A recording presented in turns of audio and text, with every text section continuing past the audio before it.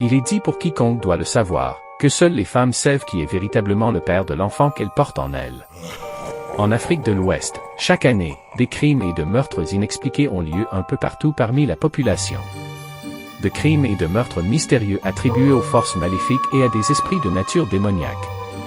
En 1985, dans un quartier situé au cœur Ouagadougou, une maladie étrange frappe tous les hommes qui y résident.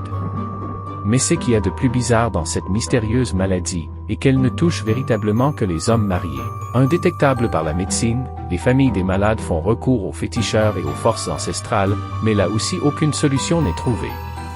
Le docteur Didier de l'hôpital Saint-Marie écrivit « Jamais dans ma vie je ne vis un tel mal, la douleur que ressentent les patients est tellement atroce qu'elle est indéfinissable. » Le 15 octobre 1985, le docteur Didier Diouf fait une découverte troublante sur la mystérieuse maladie. Il se rend compte que les épouses de patients sont enceintes de 8 mois. Quelle relation peut-il exister entre les enfants encore dans le ventre de leur mère et la maladie de leur père?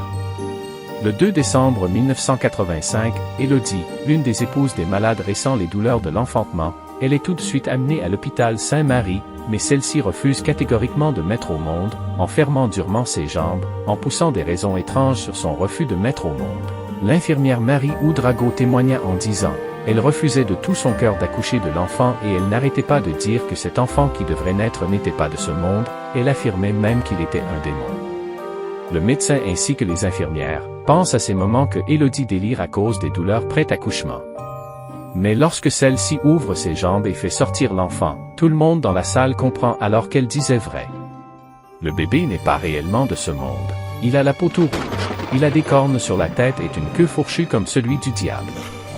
Voyant l'enfant couché encore dans le lit, Élodie dit « Tout avait commencé le jour où je me mis à me laver toute nue dans la cour de notre maison.